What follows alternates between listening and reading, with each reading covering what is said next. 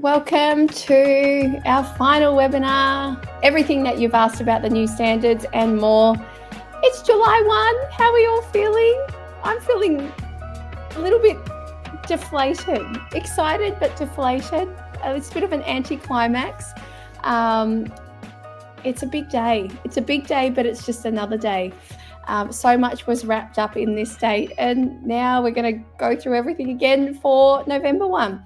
But anyway, let's park that. I'm here to facilitate discussion, question and answer, hopefully answer the questions that you've had about the standards and get you even more ready for November 1. So let's kick off our final webinar of the Aged Care Standards series. So share this if you find it useful, which we hope you do. As you know, the powers that have delayed the Aged Care Act to November 1. So I hope for those that were ready, you are feeling content with your plans, and for those that needed the extra time, I hope that you use it wisely. We were going to use today's final webinar to look at reporting against the new aged care standards and a bit of a coaching piece to support your staff with building that capability to be ready for an audit. But of course, like every one of you, we've had to pivot. So we're using this time as a Q&A instead. So with me today, trusty co-host, we've got Michelle Wickie, our Chief Customer Officer at Ausmed, and Mark Sheldon-Stem, CEO, aged care leader, audit guru, specialising in consumer-directed care, but a friend and foe of the Commission, dare I say. Mark's got some insights that he can provide shortly around some discussions he's had over the past month that is valuable. And my name's Zoe. I'm Head of Learning and Capability at Ausmed, intensive care background, but I've spent a lot of time over the past 2 years building my understanding and Ausmed's understanding of the new legislation, regulation, clinical governance implications, and the training and learning needs that come from the new standards. So hopefully we can tie up this webinar series and answer all of your questions. So I'm going to begin just with a few recap updates of some of the useful resources that we've shared over the past few months before we get stuck into questions. But just wanted to alert you all, if you haven't already got a copy of it, we really recommend this tool. We worked with Mark to go through the hundreds of pages of PDF material that the Commission provided to really give you a tool that would help you visualize how ready you are, look at gaps that you might want to prioritize, and really make sure that you know how you'll be audited against the standards, and give you that dashboard to see where those pieces of work are and that needed. So make sure you have got a copy of that tool, as it really allows you to not just get ready for November 1, but get ready for your first audit under the new standards. I think it was in webinar 2 where we looked at the training and education implications of the standards. We developed a separate guide, which were the must-have training items, and these are specifically from the audit tool, but they're the pieces of evidence that you can be requested when it comes to training and education. So we've broken up according to the relevant categories, the types of evidence that are provided, and who's responsible. So is it at that provider or service level? For those particularly working in people and culture and L&D, to grab a copy of that resource. We also developed a specific tool to help your boards and your governing bodies get ready for the standards. So this was the maturity matrix, and it helped you to look at, where is your board at in terms of readiness? How mature are they across 5 key domains, including audit readiness, as a reflective tool to generate these really important conversations across the next few months for your board. So again, encourage you to scan the QR code to get a copy of that and share it with your board and governing body if you haven't already done so. This was developed by Dr. Karen Patterson, our Chief Nursing Officer at Ausmed, who has significant experience at that executive and board level. She's a very engaged member of the Australasian College of Health Service Managers and brings a lot of expertise that we've popped into this tool to support you on that front. As a reminder, we have plenty of aged care specific resources on Ausmed. So if you're still looking at securing effective training, particularly to meet Action 2.95 and all of the other training and education implications relating to the standards, make sure you contact us. We are currently full in terms of onboarding slots at the moment because of the high demand. But even just yesterday, I was speaking with a large home care provider in Melbourne across residential care as well, and they're still very grateful for these extra couple of months to get a training on the standards and their workforce ready for the standards. So we are still hearing of organisations that need this extra time, and if you are looking for training and education resources, make sure you contact us as soon as possible. Our toolbox is where you can catch up on our latest podcasts, guides, training requirements and thought leadership pieces. A lot of work has been done on the standards when it comes to the Ausmed Toolbox. You can sign up to get a weekly email delivered to your inbox or just have a browse for relevant resources. A lot of stuff there around learning and development, but also boards, governing bodies.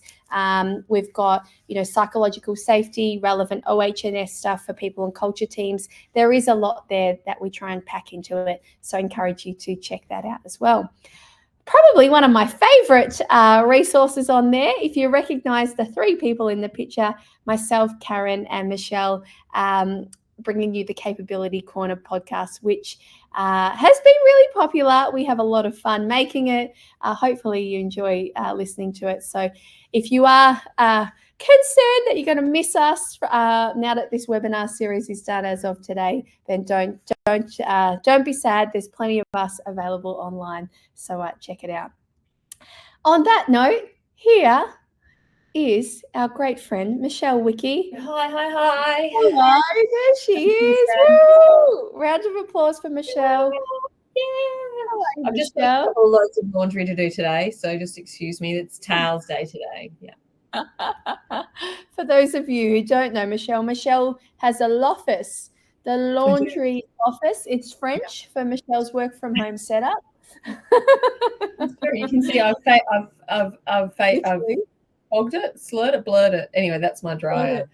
It's all working hard. So, hi Zoe. We're going to get into some questions now, I think. Yeah, you ready for some questions? Let's I've seen them. I'm not ready for them at all, but we're going to do them anyway. All right, let's go. All right, you asked. We're here to answer. Question for you, Michelle. Will the education we've been doing in the first half of 2025 count as education for the strengthened standards, or do we have to do it all again? Good question. I'm really hoping we don't have to do it again. But no, look, firstly, take everything I say with a grain of salt because I'm not the commission. So just putting out my disclaimer first. But what I would say is what we're expecting to see is that, as usual, the commission will be looking at what's happening on the floor, what's actually being clinically delivered, what's being delivered in appropriate person-centered ways. And if there is not a problem with what's happening on the floor, then they're not going to be kind of auditing whether you've done that module again. The focus is not necessarily that there shouldn't be, that the modules are done. The focus is that the practice is appropriate and relevant and evidence-based. So first point of call, if there's no problem on the floor, they shouldn't be looking at whether the modules were done at all. They might, but that's not really the issue. And if the practice on the floor is not brilliant or whatever, then yes, they might go back and have a look to see, well, has there been learning done on this? They're not going to then say, has that learning been done since the 1st of November? And if it hasn't, then I'm not going to pay attention to any other learning that's happened in the year. There is some level of sensibility here where hopefully your auditors will know that if there has been learning done, then hopefully that's not where the gap is going to be. So in short, as Zoe always recaps me at the end of my blurbs, if the learning has been done, I wouldn't repeat I think your question is, do you repeat the learning that's happened before the 1st of November to cover the after the 1st of November? No, don't repeat the learning for the sake of repeating the learning. The answer is no. Next question. You're still wanting clarification on competency for training that is information-based, not practical. Aren't we all hoping for more clarification on competency? The question remains, when the Commission refers to competency-based training, are they referring to the industry understood and regulated role of competency-based assessment that comes and hinges from, the ASQA framework? Or are they talking about this kind of modern layperson's view of competency, which might be, they're kind of doing it well, or there were questions to a theory module and that will be adequate? We're working on the premise that it is backed from this ASQA concept of competency-based assessment, which would be someone demonstrating their competence after a practical skills assessment. So that's where we're working. That's a place we're working from. Will there likely be any change? Oh, now I'm reading the question myself, sorry. Will there likely be any changes in monitoring requirements for restrictive practices? I looked at this question, I thought, why on earth are you asking me this question? I'm going to say I've got no idea. Mark might be able to answer this. Andrea says that she heard that restrictive practices will not be applying to home care. I can't speak to that whatsoever. I'm very nervous to answer this question at all. I don't have any information. So thanks. You're welcome for my help today. Mark, did you want to come up and add your perspective to this question? In residential care, the restricted practices, I think we're pretty much as it is now, and they've had tightened over the last year or so, even to the fact that if you've got a code on the front door, it's considered a restricted practice, things like that. In terms of home care one, I've fought that for about 3 or 4 years, and in a recent tribunal case, the Commission backed off on it. Because honestly, how do you apply restricted practice at home? You can't lock someone in their home. You can't tie them to the bed. It's all ridiculous. So I think the Commission's now got a practical view on restricted practice in home care, and I think that's how they're going to apply it. Because as a home care provider, you're seeing someone perhaps 2 or 3 times a week. How do you actually monitor restricted practice? Whereas in residential care, I think it's still going to be an issue for a lot of people. A bed against the wall, things like that. A lie-lying bed seen as a restricted practice because the person can't get up, and so on. So the Commission really hasn't been very clear on how it's going to apply that for the residential care. So I'm interested to see how it goes. Anyway. Thanks, Mark. We'll just spotlight a question that's come up. Feel free to shout out any questions to Michelle as we go along. But Mark, I'll bring you up for this one. Thank you, Jasleen. Is Standard 6 expected to be each consumer outcome? As in, if 10 residents are interviewed and one of them complains about food, would that result in a provider failing their deregistration? I would sincerely hope not. I think these are the approaches that the Commission is trying to change to be much more engaged and supportive, seeing improvements, seeing systems and evidence of processes in place that work towards improving. But Mark, you might have an additional perspective when it comes to Jasleen's question here. Yeah, look, I've raised this question with the Commission the other day on a one-on-one, and I said, God help you on Standard 6, because it's like a restaurant. You can't satisfy everybody in a restaurant for their food. Okay, very few people have 5 or 6 Michelin stars as a restaurant. So it's going to be no different in residential care. You're going to have some people who simply don't like the food or don't want the food and things like that. So no, I don't think this is going to be a case of you're going to not be re-accredited. I think they'll take a pragmatic view on this. And it's the same with others in the past, where one particular resident has a complaint about something and no one else does, then I think they've taken a pragmatic view, saying, well, okay, look, generally the provider meets the standard, but obviously that, there's someone who's discontented. Okay. Yeah. Agree. Yeah. There's our introduction to Mark. Hello and welcome, Mark. We mentioned at the start, before we get stuck into some of the questions that we think have been submitted that really talk to your expertise, I mentioned that you, since our last webinar that we did in June for boards, have had a couple of discussions with the Commission at Valley View in Western Australia. So would you mind just giving us a little bit of insight to some of the findings and what we can learn from your discussions?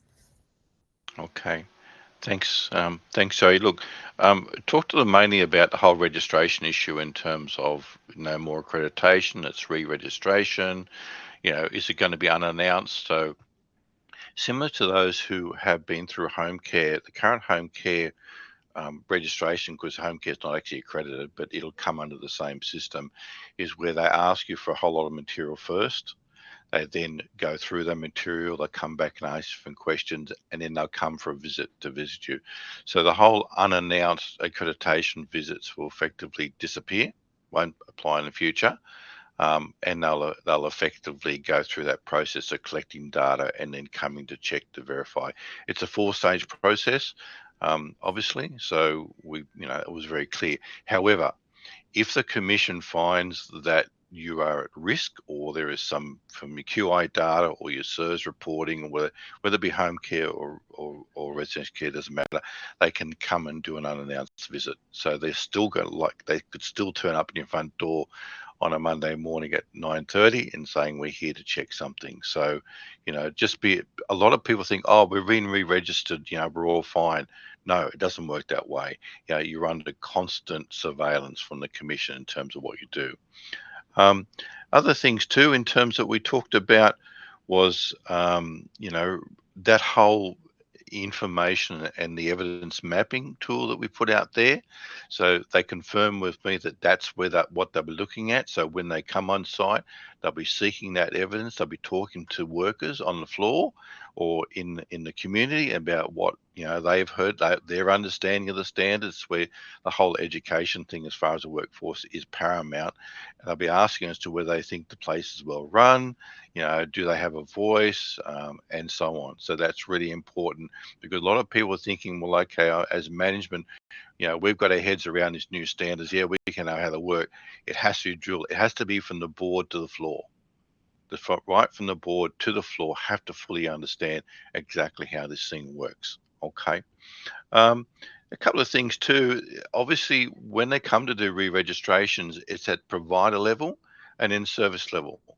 So if you're a provider that has, say, 6, 7, or 8 or 9 facilities, they'll come and do the provider one first, because there's certain areas that you're required to meet the new standards as provider, and then they'll go to each of the individual services afterwards to basically tick them off as well. So what you could do is you could get effectively re-accredited as a provider level, but you then may find at a service level you may not meet. It may not reach re-accreditation, or there may be in terms of issues you have to arrive at. Now, there's no pass or fail, met or unmet anymore. It's a scale. So excellent, good, not so good, really poor, right? So it's not this sort of pass or fail anymore. They're going to be assessing each one of those. I did ask them about a right of reply, because that's something which really annoys me, is that they pull this information up on the public domain, but as a provider, you don't get a right of reply to actually explain what happened or why that occurred, or give your version of the story. I don't think they're going to move on that one. In terms of re-registration dates, a lot of people ask that. Well, hang on, I'm due for accreditation October. Look, what they're doing as a commission, if you've got your re-registration or accreditation which comes up in this next 6 months or even early into 2016, they will contact you and start negotiating a new date in terms of when you're actually going to come across there. Again, new registrations for different categories. There's a new process as from the 1st of July. If you want to become a provider, or if you're a resi care provider, you want to become a supported home provider, there's a new set of questionnaires and forms to be filled out. They haven't finished them yet. I think this is part of the whole process of delays. They still haven't got their systems in place yet. So as such, but no, it was quite good. I did ask them a question as to whether they were going to retrain all their assessors. And they got a bit of a smile from that, because my main issue is, I think from a management point of view, the commission, they have the good intent. They want to make sure that people know, but the individuals that turn up on your site at a particular time may not always be across everything. So I just want to make sure that they're well and truly informed of the new process, and not go back to some of the nasty stuffs we heard in the past. Thanks, Mark. Appreciate your insights. We'll keep you up on the stage because there are a few questions. I'll ask them. Is the industry prepared and ready for this? Oh God. Okay. Can I say yes and no? Look, I talk to a lot of providers. That's the right answer. I talk to a lot of providers, and some of them are well and truly across it. Others are still struggling in terms of coming to grips with it, because even 6 months ago, I heard providers saying, "Oh, there's nothing much difference to the old standards to the new standards," and I just said, "Oh, okay." I think you really need to read the material and understand that this is a paradigm shift. It is not like the old standards, I'm afraid. So I think that if I was to have a guess, I'd say probably 60% of people are ready for it. About 40% are still struggling, I think. Yeah, I think that's a good split. Next question is quite a long one. How will the strengthened standards influence HR policies around staff recruitment, onboarding, and ongoing competency assessments? Furthermore, will there be any changes to how staff performance and conduct must be monitored and managed under the new governance expectations? That's a big one. Take your time in unpacking. Yeah, it is a big one, and it relates to one of the standards. So if you want to go to the standard material, and I've got it here, effectively under organisation, which is standard 2. So if you look at 2.8 and 2.9, it is very different to the way that we've done now.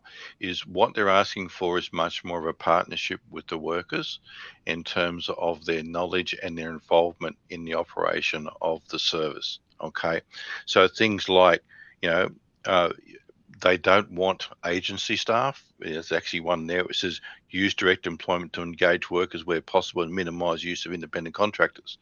So that's something completely different to what we've had. So a lot of providers do actually use a lot of contractors. So that's going to be a big question. Provide and implement strategies for supporting and maintaining a satisfied, psychologically safe workplace. That's never been there before. So the whole mental health issue is a huge thing on the horizon in terms of looking after the workers, in terms of how you manage them on a day-by-day basis. And as we know in aged care, there are always instances where something goes wrong, someone does the wrong thing. How you handle that from now on is going to be very different, I think. So look down, includes training strategies to ensure the workers have the necessary skill, qualification, competencies. Comes back to Ausmed, obviously, in terms of you guys offering the service for that. So I would just encourage providers to read that 2.8, 2.9 standard under organisation. It really tells them, Yeah, I agree. And I think the other big one that stands out for me, Mark, is around performance management. There are specific requirements that really say if you need a system and process in place that allows you to link relevant learning to a performance issue.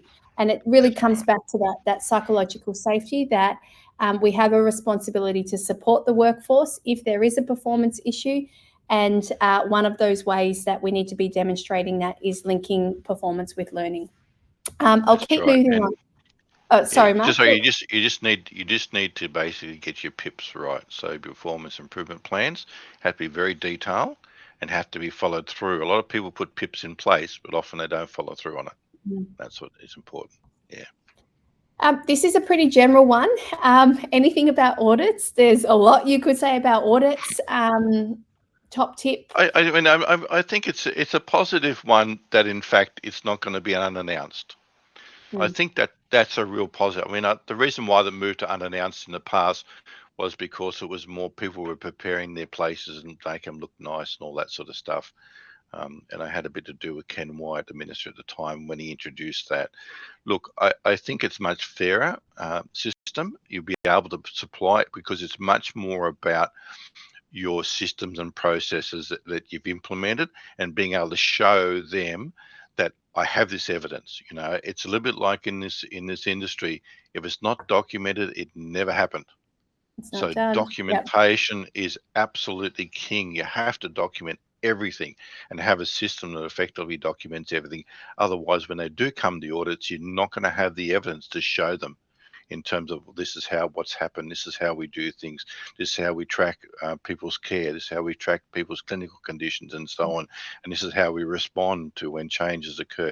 They are very much focused on picking up when changes to a resident or a client occurs, and how quickly you act to actually address those changes in that person's conditions. So that's Thanks. a real focus. Yeah. Yeah, agree. Always come back to what is your system and what is your process in place, and can you show evidence of that? Next question is, where do services that are due for re-registration mid-November 2025 stand in regards to accreditation registration process? I think you've just answered that, in that the commission start to make contact with you with regards to booking in a new date. Will currently grandfathered clients for SSG existing before their package still be the same? Okay. Yeah, as far as I understand, yeah, it's an interesting one because SSG sits with CHSP, as I understand. So it's not part of the home care package. So I think, yeah, that you would have to check, because I know there's new agreements coming out for CHSP from July. So I would have to check to make sure that where in fact, your clients are going along to social support groups, that in fact they are able to do that. Yeah. Thank you. What changes will there be for lifestyle? Oh well. Yeah, let's go through this one. These are monumental changes from before. If you remember, the old lifestyles went under effectively standard. Look, in some cases they sat on 3 or they sat under standard 4 in terms of complaints, feedback, and so on. Now, if you look at standard 7, the new standard 7, which is daily living, particularly 7.1, is all about lifestyle. And things like you have to minimize boredom and loneliness, promote quality of life, maintain connections and participation in activities that occur outside the residential community, have social and personal relationships. There was never a focus much on lifestyle in the past, in terms of, yes, it was sort of like a courtesy thing, making sure that you met effectively the standard 4, but now it has its own very clear outcomes. And if you look under the evidence collection, it goes under the people in terms of the person standard, making sure that people are psychologically looked after as well as not just their clinical or the physical condition. Yeah, a big change. Big change. Absolutely. And I think another aspect of standard 7 worth highlighting, not directly related to lifestyle, but is making sure, again, there's those systems, processes, and relevant training in place for managing transitions. So coming in or out of a service for either a routine appointment, so your basic transport processes, right through to discharge from a hospital, and having those processes in place to then minimize readmission or further deterioration. So, transitions of care is a new requirement and topic that stems from these standards, sitting within standard 7 to also stay across. Next question. Also, just quick, I know you're supposed to have a little time on this, but look, can I say one of the issues which I've advocated for many years, and which a lot of particularly residential care providers struggle with, is the onboarding process. Is before the person actually comes in and takes up residency and starts living in your facility, that I'm amazed in some cases that the provider only meets the person at the front door when they come in. I mean, if you're going to manage the lifestyle, you've got to understand the person, build a relationship with the person before they actually arrive, and get to know them and know what their preferences are and so on. So I think that's something which the whole industry needs to address in terms of that onboarding process. Sorry. Yeah, I think, no, don't be sorry, Mark. I know it's a big area of expertise and passion for you with the consumer-directed care model, and really acknowledging that someone is moving home. They're going from their home or hospital, and this is their new home, and supporting with that transition not just, they're being admitted into a facility. They are moving home, and we need to support with the grief, the loss, the trauma that can go along with that. Moving right from the core of what we do to back to a process and agreements. Is it a requirement to document time-giving process for signing agreements, Mark? No, it's not. And in many cases, that goes back to my previous comment on onboarding. You should be able to wrap this up on the onboarding. So again, I don't think that you should necessarily be signing contracts, the day or a few days after the person has actually arrived at your facility, or you've signed them up for home care. I think that should be done well and truly beforehand, so they have a good understanding. But no, there won't be any time to track that. Yeah, because they won't want to pay for it. That's why. Okay. Yeah. Again, a big question. There's a lot in it. I'm not exactly clear on what specifically we're asking, but impact on, I'm going to say impact of the new standards on consumer care, staffing, or impact on RN workload. How would you unpack this? Any comments you'd like to make about the question? Yeah. Okay, so the impact on consumer care it's obviously with the new standards and the new act, this is a partnership with the person and their extended family or extended representatives. Okay, so it does have a huge impact. So that whole ability to get people to agree to the care you're providing, even to the point that they have the right in the standards, they have the right to say whether you can enter their room. Okay, so if they say, I don't want you to enter my room, then they have that right. So this is where that whole partnership comes in with care, and making sure that whatever your care you're providing is in agreement with the person. Now, I know a lot of people are going to say, oh, what happens with people who are living with dementia? Okay, which I know is a big issue in terms of aged care. Look, in that case, it's again about building a relationship with a person in terms of being able to get them to not like you, but to accept you in terms of the care you're providing. Okay, so it can't be like a straight clinical, and that goes back to your third point, impact on RN workload. There is going to be an impact on the RN workload, because there's not just about providing clinical care, it's about connecting with the actual person themselves and making sure that you're getting that consent and partnership in the care. And that's really what the new act is about. It's about a partnership. In terms of staff, again, if you take those two first things I've talked about, then staff are having to approach the people differently. You're not going to be able to come in and say, oh, it's time for your shower. That's not on anymore. I'm sorry. You go in and say, would you like to have a shower now? Okay. So it's the whole language change. It's the way that you approach the people is very different to what you've done before. This is not a hospital. Okay. These people are not being treated. This is their home. So how do you actually make that connection? So a huge impact. Lovely. Thanks, Mark. We'll keep moving on. Best way to advise residents and families to not overwhelm them. Okay. I saw this one before. It's pretty broad. This is a really interesting one. Look, to be honest with you, look, I've thought about this one, and if you're already in that partnership with the residents or your clients, and you're already in that partnership with the families, and you've got those relationships going, it's just not a big change, right? So being able to let them know, I know that the minister and the department and commissions are pushing out, this is going to be a whole hullabaloo about, oh, it's a new act and you have this. These are always rights and things that should have been done for years before, right? So I wouldn't, I would just let them know that there's a new set of standards coming in.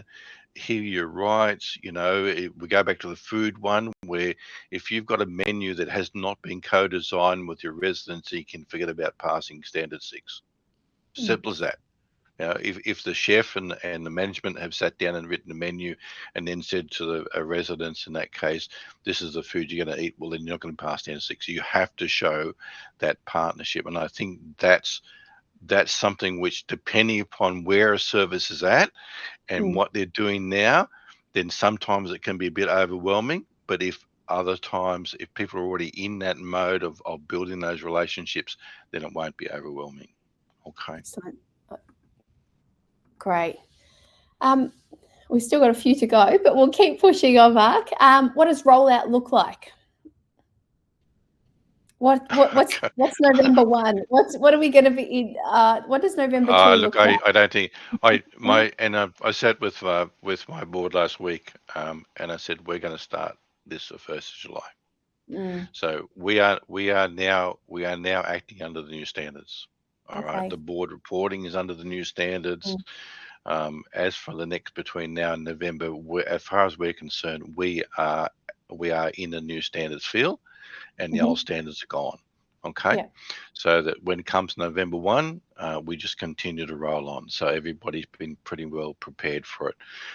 I would suggest that if people aren't in that position where they're able to do that, then you, between now and November, start getting into that mode. Start acting as if you are working under the new standards. So come November 1, you're basically already there. Okay. Yeah, I think that's good advice. How will providers be given information around the reforms? There's so much resources available on the Commission website, signing up for all the alerts, attending the webinars. I think you've got to be proactive and just keep across, go on the websites, make sure you're signed up to everything, add the Commission on LinkedIn, add them on Instagram. They post things that, would you agree, Mark, or any other comments you'd like to make on that? No, the department also puts out a lot of stuff as well. So look, I think you need to sift through it and just see what's applicable to you. Some of it doesn't apply to you, some of it does. So, be discerning, but also make sure you have your own path as well. Have your own understanding how you want to basically do this, and use their materials as a guidance rather than a rule book. If you understand what I mean? Yeah, excellent. Okay, thanks, Mark. Well done, Mark. I can't answer that one. I can't answer that one. There's a couple more that I'll answer, but Mark is obviously still with us. So if you do have any further questions, pop them in the chat for Mark, and we'll come back to those shortly. Question for me, are conferences and webinars going to be set up? From our side of things, as I mentioned earlier on, all of our official series to support you with the standards finishes as of today, but you can still watch the recordings of all of those webinars. We aren't doing any face-to-face conferences, but I know all registered providers can sign up to attend the Commission's provider conference that I think was on in Adelaide last year. It's on in Melbourne this year, I believe, around in probably a couple of weeks at the end of July. So I think, have a look at that one if you want that face-to-face conference. But from our end, we'll continue to support with, resources, signing up to the toolbox and things like that. But the 6-part webinar series is done. In case you hadn't noticed, though, I did want to draw your attention to the fact that the Commission's ALICE modules are now available within Ausmed's LMS. So if you haven't had a chance to look into this yet, we really recommend it. So if you look at in the library section on the left-hand sidebar, you can see the ALICE modules. You will need to complete the form that appears, and your request will be sent to the Commission for approval. So there is a document that you need to sign, and I think it's up to 3 to 5 business days that it can take to process that request as a registered provider. But then once you are approved, you'll have access to all 96 of the ALICE modules within Ausmed. So you can use the same functionality around assigning, tracking, and reporting on them as you would with any other resource. So make sure that you check that out if you haven't already. What are the most important things to consider while preparing for the standards? You've heard a lot about that today, but I think working with your board is critical. The governing body are expected to be present during an audit and contribute. The audit tool goes through specifically what your board and governing body will need to answer. And I think it's critical to engage with everyone, as Mark said, from the floor to the board. So top piece of advice, engage your board. Second is, for those folks particularly working in L&D and people and culture, make sure that you have those direct training requirements met. Look closely at Standard 2, the organisation in particular, Action 2.95 and 2.96, to get those core training items in place.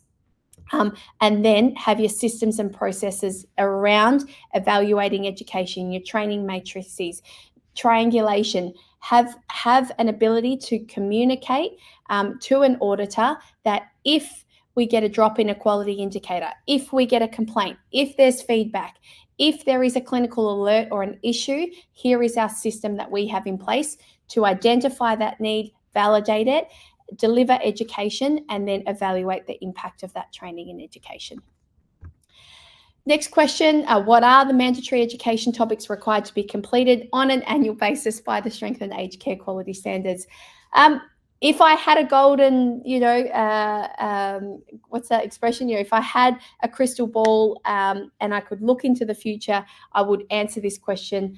How I can answer it is that, again, go to 2.95 and 2.96. There is a very clear expectation for what the core matters are that need to be met on an annual basis.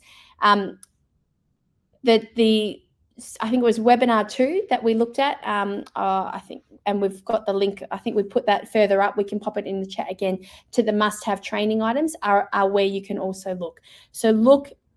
That PDF on the must-have training items worked back from the audit tool to say, in an audit, what can an auditor ask you about your training?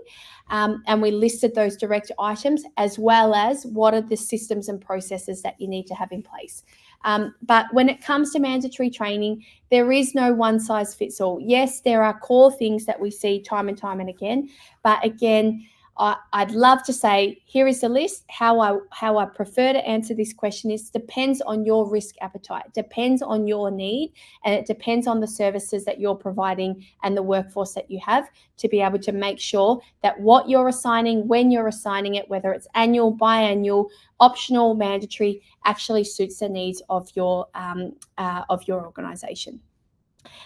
I think I've answered that question previously. What are some important or education for staff that the Commission will be specifically looking at? Refer to the must-have training items, where we have literally gone through all of the audit material for what the Commission is going to audit and highlighted the direct training requirements and also the systems and processes around training and education, like evaluation, needs assessment, setting up your matrices, all of those things. And as Mark talked about earlier, for you've got the direct care, but also the contractor workforce was something that we covered in that PDF. So make sure you grab a copy of that. Are all required training available on Ausmed to be compliant with the Strengthened Aged Care Standard? Yes. We, almost 2 years ago now, conducted a very, very detailed and systematic gap analysis that looked at the Strengthened Aged Care Quality Standards and identified what are the training and education requirements stemming from the standards, and went about a systematic process to make sure that our library was up to date and met the needs. As of yesterday, at about 4:50 p.m, we published a new module on care planning, and that 100% completes our library of aged care modules. Two caveats. Caveat one is that we have a competency assessment template that will be released today or tomorrow that completes Action 2.96 on the competency-based training for core matters, and that's one final competency assessment on the strengthened standards. So that's one of the core topics in that action. And second to that, I'm doing a further audit of our home care resources and making sure that we've got the modules contextualized to home care for the scope and terminology. So I will say, hand on heart for residential aged care, if there's something missing, I will be surprised. For home care, I am doing my best to audit that and make sure that any gaps or specific context around home care are also filled as soon as possible. Will Ausmed courses multiple choice approach meet the requirements of 2.96 being competency-based training in relation to core matters? This is what Michelle touched on earlier on. We don't know. We don't know if they're going to take the rigorous ASCOR approach or, some of the ways that is currently being done. What we are opting for, as Michelle said, is the more rigorous approach where there is an actual competency assessment, not just multiple choices. So I would say that for our modules, we have test your learning questions. They are for engagement. They're to help the learner solidify what they've been, what we've covered in the module and help them begin to apply that in practice. They are not a competency assessment. And I don't believe that any, set of basic 2 or 3 questions embedded with or after a module would meet that requirement currently. And we're working to the more rigorous option. Contact us if you want more information on the competency assessment templates that we have been developing. What training will be available for staff to support the implementation of the new standards? I think it's a mix. It's a mix of using, a provider like Ausmed, for instance, to get your mandatory training, to get your mandatory training on core matters, to look at how do we support all of our workforce from the board to the floor, to have that general awareness of what are the new standards. But that's not it. That isn't enough to implement these new standards. There, from our gap analysis, was I think at something like 142 new clinical care requirements that really, to implement the standards, you needed to be looking at training or education for. So I'm not saying you need to make 142 items in a training plan mandatory, but it is about having access to higher quality resources and then a system and process in place that relates to your organisation and your risk appetite to say, here is what we want all staff to do on this frequency. And if these additional needs or risks arise, here is the process that we have in place to identify if it's a training or learning requirement, and then how we go about meeting and evaluating that requirement. Will there be more content on Aboriginal and Torres Strait Islander cultural awareness? Yes. We recently released a module on culturally safe, trauma-informed, healing-aware care, but we are very excited to be heading up to the Northern Territory in about a month's time, early August, to film on country some cultural awareness and cultural safety training. So stay tuned for that. That's a really exciting project that we're working on. I think we're almost at the end of time. I'll try and answer a couple more questions and then leave time for any other ones that have come through in the chat. What support will Ausmed provide AINs, RNs regarding the changes, and will there be an e-learning module that can be attended with a certificate for CPD? Okay, a lot in that question. There's so much on Ausmed for care workers and registered nurses about the standards. General modules on the standards, general modules on each of the standards, and then a significant number of resources that talk to how you would meet the actual requirements relating to the actions within the standards. So you've got general training on the standards and then specific education that you might need to assign based on need, based on risk to actually meet those requirements. We've got a large library, up-to-date resources. Definitely check it out.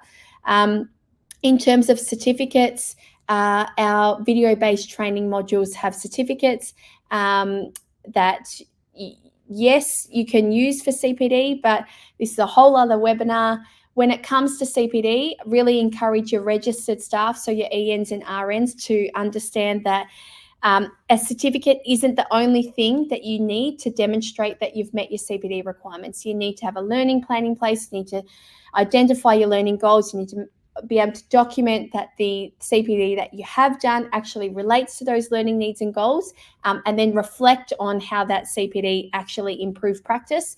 A certificate is not enough. It's the same what we talk about in these webinars. It's not enough to just say, yep, tick, I've met that need, I'm compliant, they've done that module. We need to be showing the system and process in place. So there's actually a free course on Ausmed that covers the CPD requirements that I've made a couple of years ago. It's just been reviewed, so have a look at that if your staff need a little bit more clarity around CPD. And I think must be one of the final questions. We talked about a cheat sheet for board. I think I popped that link earlier up in the webinar, and that was to the maturity matrix that Karen developed that you can use to support your board, and also referring back to the audit tool, where across all of the 21 themes you can easily see what questions and evidence items relate specifically to the governing body. So definitely check out those resources I mentioned earlier. So there we go, right on 2 o'clock. Thank you for everyone that submitted those questions. Hopefully you've gotten a lot out of this webinar. We appreciate your attendance today, and thank you to everyone that's joined us throughout the series. We will be around here supporting you all between now and November 1 and beyond, of course. But I hope that we've answered some of those key questions and you're feeling supported and ready to tackle the next couple of months.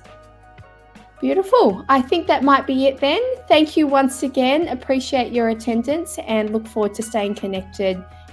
Reach out if you have any questions that we haven't been able to ask, or you want any information on any of the topics that we've covered. Take care. See you later.